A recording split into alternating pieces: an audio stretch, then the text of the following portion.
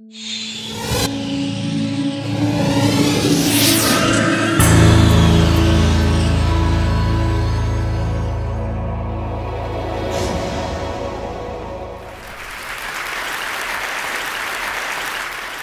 guess the story actually has to start maybe back in the 1960s when I was 7 or 8 years old, watching Jacques Cousteau documentaries on the living room floor with my mask and flippers on.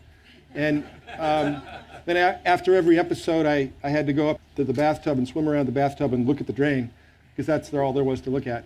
And by the time I turned 16, I pursued a career in marine science and exploration and diving, and lived in underwater habitats like this one off the Florida Keys for 30 days total. Brian Scarry took this shot. Thanks, Brian. And I've dived in deep sea submersibles around the world. And this one is the deepest diving submarine in the world, operated by the Japanese government. And Sylvia Earle and I were on an expedition in this submarine 20 years ago in Japan. And on my dive, I went down 18,000 feet to an area that I thought would be a pristine wilderness area on the seafloor. But when I got there, I found lots of plastic, garbage, and other debris. And it was really a turning point in my life where I started to realize that I couldn't just go have fun doing science and exploration. I needed to put it into a context. I needed to head towards conservation goals. So I began to work with National Geographic Society and others and led expeditions to Antarctica. I led 3 diving expeditions to Antarctica. 10 years ago was a seminal trip where we explored that big iceberg, B-15, the largest iceberg in history that broke off the Ross Ice Shelf.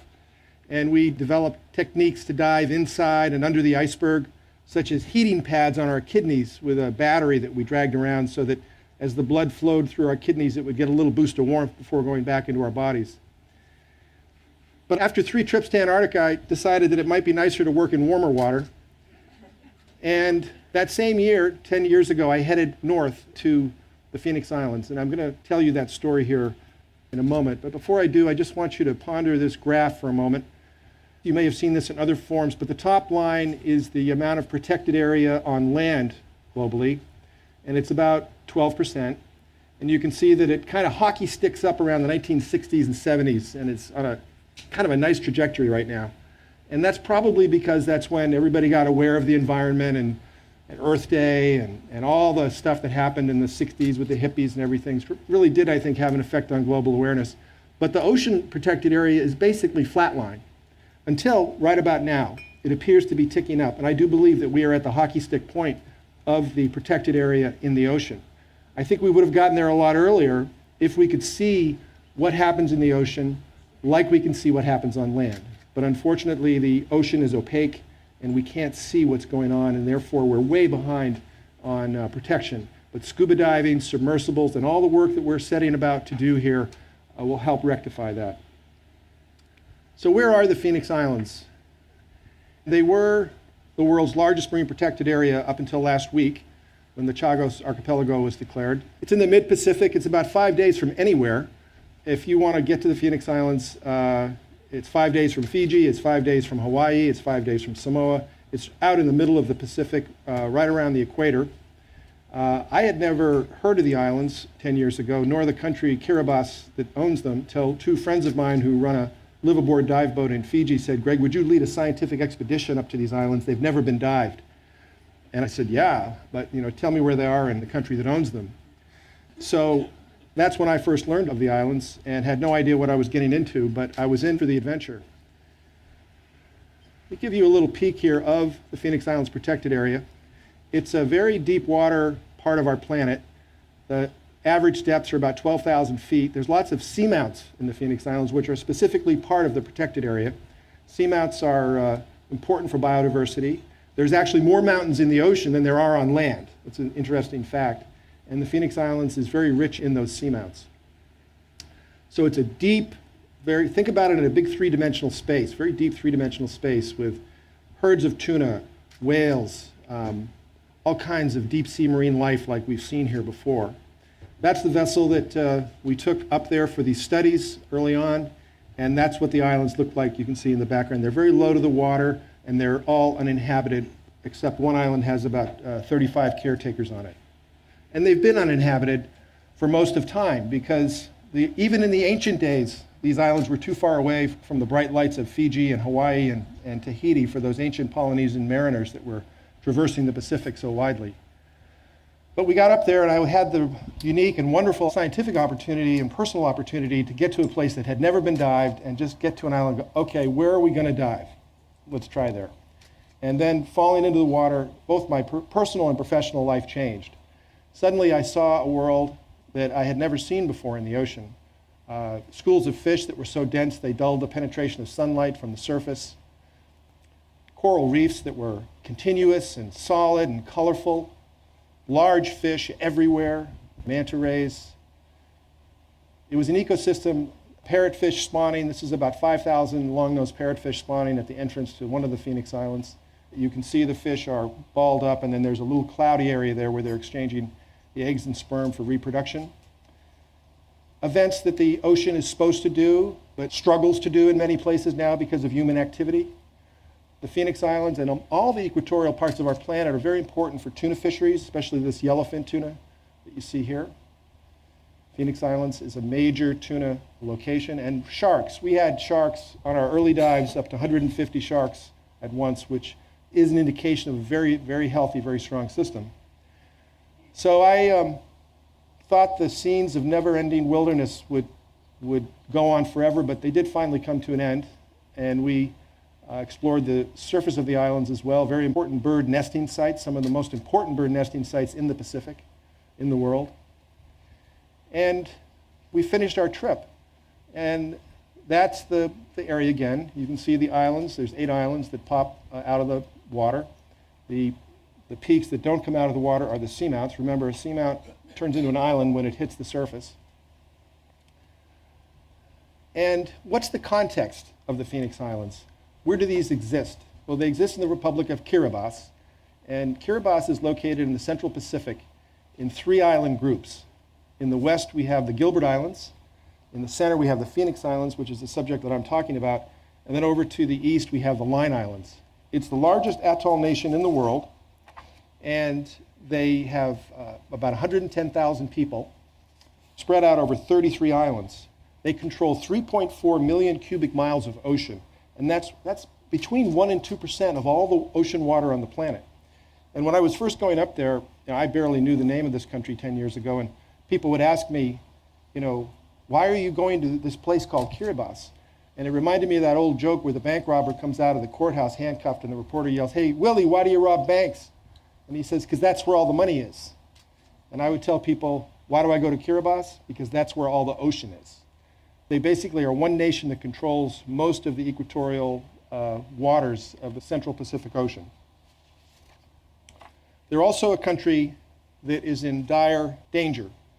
Sea levels are rising, and Kiribati, along with 42 other nations in the world, will be underwater within 50 to 100 years due to climate change and the associated sea level rise from thermal expansion and the melting of fresh water into the ocean. The islands rise only 1 to 2 meters above the surface. Some of the islands have already gone underwater, and these nations are faced with a real problem. We as a world are faced with a problem. What do we do with displaced fellow Earthlings that no longer have a home on the planet? The president of the Maldives conducted a mock cabinet meeting underwater recently to highlight the dire straits of these countries. So it's something we need to focus on. But back to the Phoenix Islands, which is the subject of this talk. After I got back, I said, okay, this is amazing what we found. I'd like to go back and share it with the government of Kiribati, who are over in Tarawa, the westernmost group. So I started contacting them because they had actually given me a permit to do this. And I said, I want to come up and tell you what we found. And for some reason, they didn't want me to come, or it was hard to find a time and a place, and it took a while. But finally, they said, okay, you can come, but if you come, you have to buy lunch for everybody that comes to the seminar. So I said, okay, I'm happy to buy lunch, just get whatever anybody wants. So David Obura, a coral reef biologist, and I went to Tarawa, and we presented for 2 hours on the amazing findings of the Phoenix Islands. And the country had never knew this. They'd never had any data from this area. They'd never had any information from the Phoenix Islands. After the talk, the Minister of Fisheries walked up to me and he said, Greg, do you realize that you are the first scientist that has ever come back and told us what they did. They said, we often issue these permits to do research in our waters, but usually we get a note 2 or 3 years later or a reprint. But you're the first one that's ever come back and told us what you did. We really appreciate that. And we're buying you lunch today. And are you free for dinner? And I was free for dinner. And I went out to dinner with the Minister of Fisheries in Kiribati. And over the course of dinner, I learned that Kiribati gains most of its revenue. It's a very poor country, but it gains what revenue it has by selling access to foreign nations to take fish out of its waters, because Kiribati does not have the capacity to take the fish itself.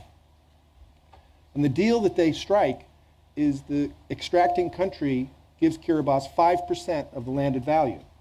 So if the United States removes $1 million worth of lobsters from a reef, Kiribati gets $50,000. And it didn't seem like a very good deal to me. So I asked the minister over dinner, I said, would you consider a situation where you would still get paid if we do the math and figure out what the value of the resource is, but you leave the fish and the sharks and the shrimp in the water? He stopped and he said, yes, we would like to do that to deal with our overfishing problem, and I think we would call it a reverse fishing license. He coined the term reverse fishing license. So I said, yes, a reverse fishing license. So we walked away from this dinner really not knowing where to go at that point. I went back to the States and started looking around to see if I could find examples where reverse fishing licenses had been issued, and it turned out there were none. There were no oceanic deals where countries were compensated for not fishing. It had occurred on land in rainforests of South America and Africa, where landowners had been paid not to cut the trees down. And Conservation International had struck some of those deals. So I went to Conservation International and brought them in as a partner and went through the process of valuing the fishery resource, deciding how much Kiribati should be compensated, what the range of the fishes were, brought in a whole bunch of other partners, the government of Australia, the government of New Zealand, the World Bank, the Oak Foundation, and National Geographic have been big funders of this as well. And we basically founded the park on the idea of an endowment that would pay the equivalent lost fishing license fees to this very poor country to keep the area intact. Halfway through this process, I met the president of Kiribati, President Anote Tong. He's a really important leader, a very visionary, forward-thinking man. And he told me 2 things when I approached him. He said, Greg, there's 2 things I'd like you to do. One is, remember, I'm a politician, so you've got to go out and work with my ministers and convince the people of Kiribati that this is a good idea. Secondly, I'd like you to create principles that will transcend my own presidency. I don't want to do something like this if it's going to go away after I'm voted out of office.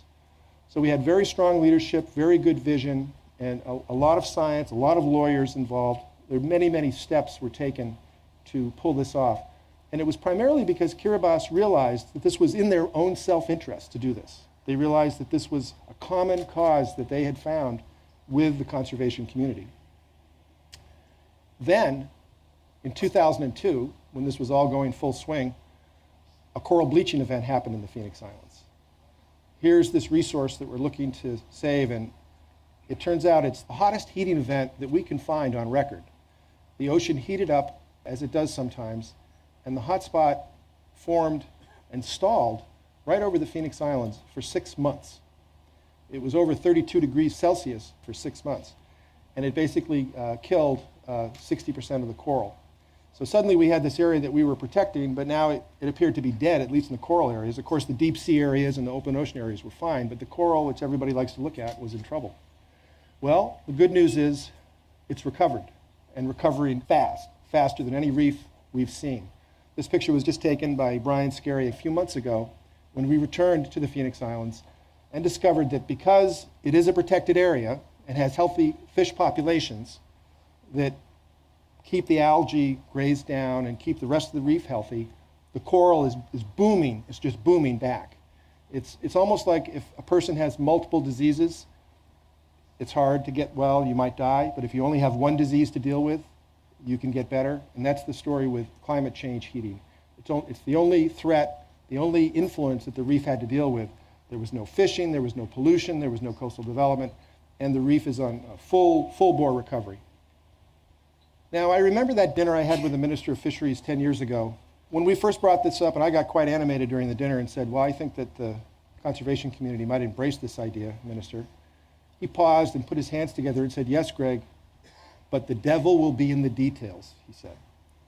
And it certainly was. The last 10 years have been detail after detail, ranging from creating legislation to multiple research expeditions to communication plans.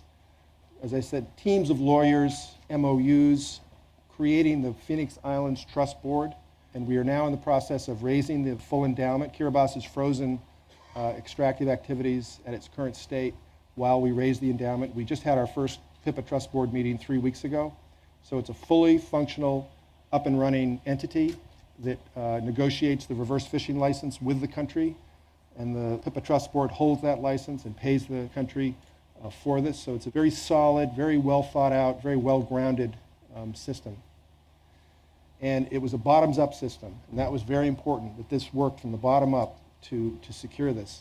So the conditions for success here are listed. You can read them yourselves, but I would say probably the most important one in my mind was working within the market forces of the situation. And that ensured that we could move this forward and that would have both the self-interests of Kiribati as well as the self-interests of the world. And I'll leave you with one final slide. That is, how do we scale this up? How do we realize Sylvia's dream? Where does Mission Blue take this? Here's the Pacific with large MPAs and large conservation zones on it. And as you can see, we have a patchwork across this ocean. I've just described to you the one story behind that rectangular area in the middle, the Phoenix Islands, but every other green patch on that has its own story. And what we need to do now is look at the whole Pacific Ocean in its entirety and make a network of MPAs across the Pacific so that we have our world's largest ocean protected and self-sustaining over time. Thank you very much.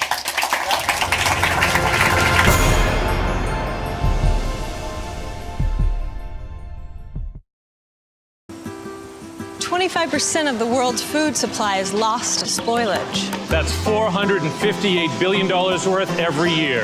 On a smarter planet, we're building intelligence into physical things. So we can know how far our foods travel. Monitor temperature all the way to the market. And know it got to the table fresh. It's already happening in places like Canada, Norway, and Vietnam. When we make food smarter, we make it safer. That's what I'm working on. I'm an IBMer. Let's build a smarter planet.